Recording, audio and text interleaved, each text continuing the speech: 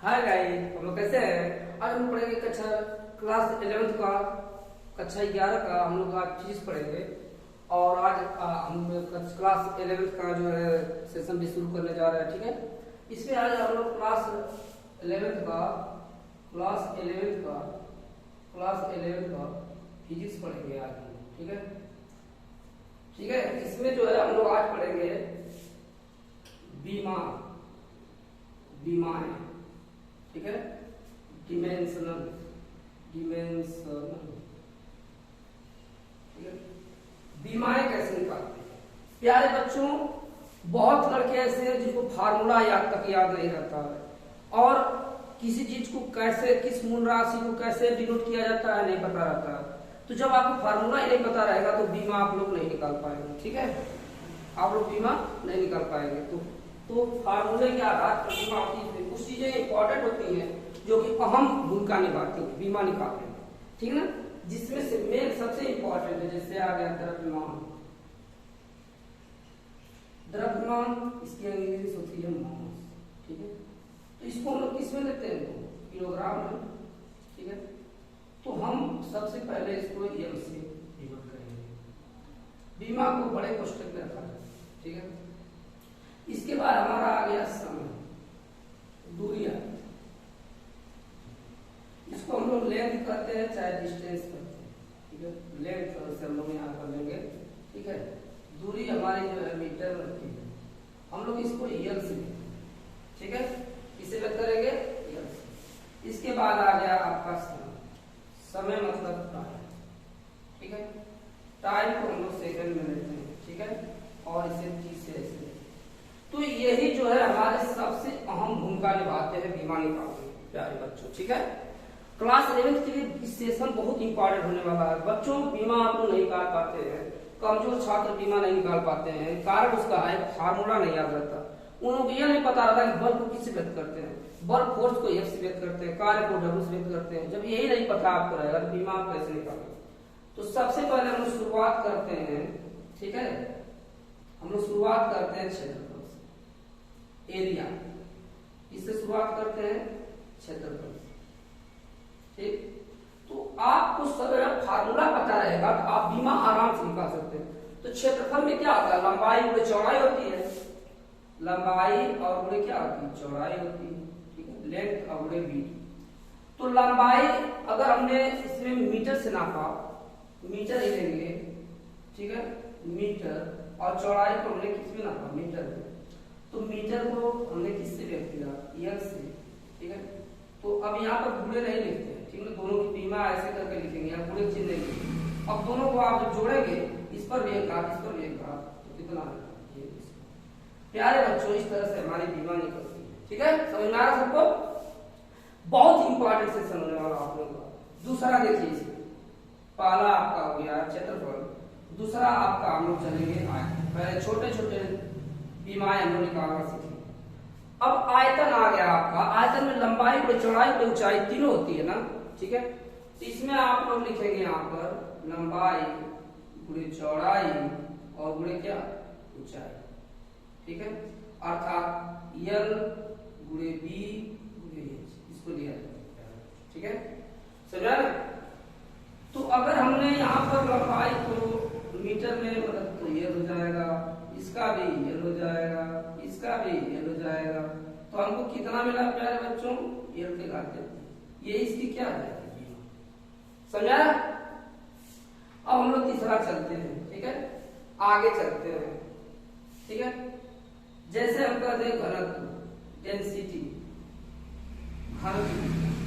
तो फार्मूला सबसे अहम भूमिका निभाता है बीमा निकालने में। आप फार्मूला याद रखेंगे तभी आपको बीमा निकालना आएगा, नहीं तो अंथा नहीं आ पाएगा। ठीक है, तो घनत्व बराबर होता है द्रव्यमान बटा आयतन। क्या होता है? द्रव्यमान बटा के आयतन। ठीक है, घनत्व बराबर होता है द्रव्यमान बटा के आयतन। तो घनत्व की बीमा जब आप निकालेंगे, घनत्व की बीमा बराबर, ठीक है, यहाँ पर आयतन की बीमा, सब बीमा ऐसे लिख दीजिए। ठीक है, घनत्व बीमा। तो द्रव्यमान को हम बच्चों किससे बताए हैं? यम से। तो आप यम लिख देंगे यहाँ पर बड़ा क्वेश्चन करके। ठीक है बच्चों, और आयतन, आयतन की अभी आप बीमा निकाले हैं, निकालने की हमको जरूरत, ठीक, हम स्टेप बाय स्टेप बढ़ते चले जाएंगे, ठीक है। अब देखिए नीचे से जब कोई ऊपर चीज जाती है तो इनवर्स हो जाता है, माइनस हो जाता है, तो यह जो है हम आपको बढ़िया से अच्छी तरह से इसको बता दे रहे हैं, यह ऐसे चला। अब दोनों को एक में लिखा जाता है, ठीक है, यह है आपकी समझ आए बच्चों। अब इसके बाद जो है ये चौथा तीसरा हो गया, चौथा पे चलते हैं। चलिए और कोई बीमा, जैसे मान लीजिए हम निकाल लें यहाँ पर बेग की बीमा, किसकी बीमा, बेग की। अब हमको बताइए बेग बराबर क्या होता है, बेग अदिश राशि की सदिश राशि, सदिश राशि, ठीक है, 4 जो है अदिश राशि, तो बेग की बीमा, बेग बराबर होता है विस्थापन बटा समयांतराल, समय हम लोग से लिखेंगे, ठीक है। तो विस्थापन मतलब किसमें, डिस्टेंस, दूरी में आ गया ना, तो दूरी की बीमा हम एल से ले लेंगे और समय की बीमा टी से हमने व्यक्त किया है यहाँ पर, ठीक है। तो अब ये ऊपर चला जाएगा तो एल हो जाएगा और टी हो जाएगा -1, ठीक है, ऊपर जाएगा। तो टोटल हमारा कितना आया, एल टी के पावर माइनस, ये हमारी बेग की बीमा आ गई, किसकी बीमा आ गई बच्चों, बेग की बीमा आ गई, ठीक है। अब इसके बाद हम लोग चलेंगे आगे, ठीक है, आगे दूसरी बीमा हम लोग देखेंगे, ठीक है। यह आप ख्याल करिएगा, सबसे इंपॉर्टेंट चीज है, ठीक है। अब हम लोग आगे चलेंगे,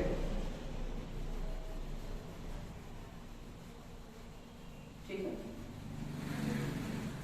अब जैसे त्वरण की बीमा निकालना है, इसकी बीमा, त्वरण की बीमा, त्वरण की बीमा आपको निकालना, तो त्वरण बराबर क्या होता है, वेग परिवर्तन की दर बटा समयांतराल होता है।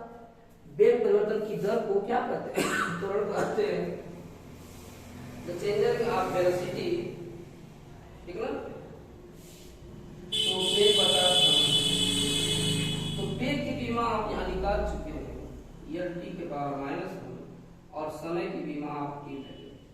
तो प्यारे बच्चों ये जो है टी ऊपर चला जाएगा, हमने यहाँ पर अच्छी तरह से बता दिया है, ठीक है।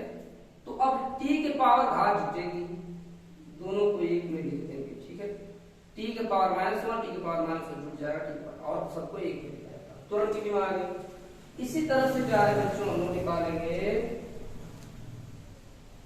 पचमा, चौथा था, पचमा हो गया, छठवां देखिए बल, बल की बीमा आप देखिए, इसकी बीमा बल, ठीक है, बल की बीमा बच्चों हम लोग निकालेंगे, ठीक है, बल की बीमा हम लोग निकालेंगे यहाँ पर। तो बल बराबर क्या होता है, बल बराबर होता है द्रव्यमान गुणित, क्या होता है, द्रव्यमान और गुणित, ठीक है, एम में न्यूटन के गति विषय संबंधी जो नियम बताया था, दूसरा नियम, F बराबर m में किसी वस्तु पर लगाया गया बल उस वस्तु के द्रव्यमान तथा उस वस्तु पर लगाए गए बल का उत्पन्न त्वरण के बराबर। किसी वस्तु पर जब बल लगाया जाता है तभी त्वरण उत्पन्न होता है, ठीक है। तो द्रव्यमान का हम लोग बीमा ले लेंगे m, ठीक है, और त्वरण की बीमा अभी हम निकाले हैं -2, तो तीनों को एक में लिखेंगे, ये हो जाएगा हमारा बच्चों, ठीक है। इसी तरह से आप लोग जो है, चलिए कार्य की बीमा, कार्य की बीमा आप लोग निकाल लीजिए, ठीक है। तो कार्य बराबर क्या होता है बच्चों, बल गुणे विस्थापन, बल गुणे क्या होता है, विस्थापन, क्या होता है, विस्थापन, ठीक है।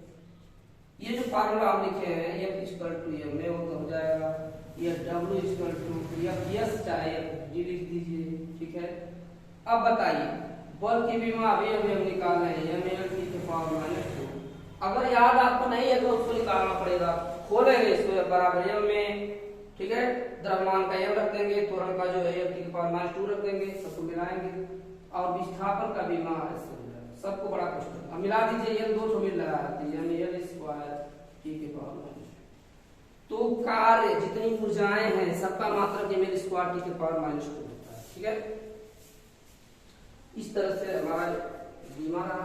अभी और हम आगे देखते हैं बच्चों, ठीक है, बीमा, कुछ बीमाएं भी और लोग देख ले रहे हैं, ठीक है। ये सेशन आपके लिए क्लास 11 के लिए बहुत ही इंपॉर्टेंट है, 12th वालों के लिए भी है, लेकिन ये वॉल्यूम फर्स्ट में क्लास 11 से तो वालों के लिए ज्यादा इंपॉर्टेंट है। ठीक है, हम लोग चलेंगे सामर्थ्य की बीमा, सामर्थ्य की बीमा, ठीक है, गतिज ऊर्जा की बीमा, गतिज ऊर्जा की बीमा, ठीक है, बल आघूर्ण की बीमा, बल आघूर्ण टॉर्क की बीमा। ठीक है, तो चलिए हम लोग देखते हैं सामर्थ्य की बीमा। सामर्थ्य को पी से व्यक्त करते हैं, सामर्थ्य बराबर, सामर्थ्य भी बराबर होता है किसी वक्ता या मशीन द्वारा एकांक समय में किए गए कार्य को, एकांक समय में किए गए कार्य को, ठीक है, सामर्थ्य कहते हैं। पी से व्यक्त करते हैं तो W का बीमा हो जाएगा ml स्क्वायर टी के पावर -2 और समय की बीमा हो जाएगी t। ठीक है बच्चों, तो t ऊपर जाएगा ml स्क्वायर टी के पावर -2 और ये t ऊपर चला गया। अब घात जोड़ दीजिए, घात जोड़ दीजिए तो यम पहले क्रम से रहता है, यम के घाते स्क्वायर हो जाएगा टी के पावर -3 हो जाएगा। ठीक है, ये हमारा है सामर्थ्य।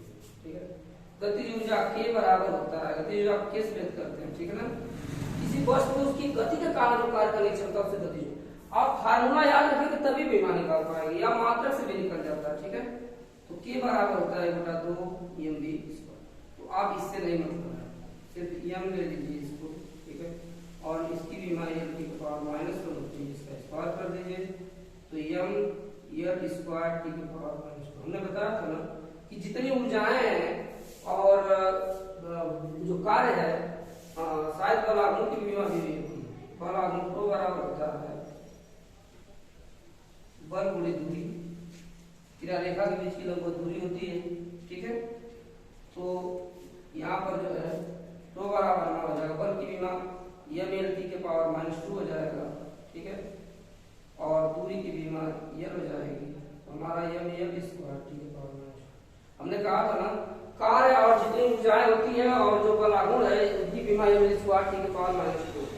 इस तरह से बच्चों जो है, इस तरह से आप लोग बीमा निकाल सकते हैं। ठीक है, फार्मूला आपको अगर याद है तो आपको बीमा निकालने में कोई दिक्कत नहीं होगी।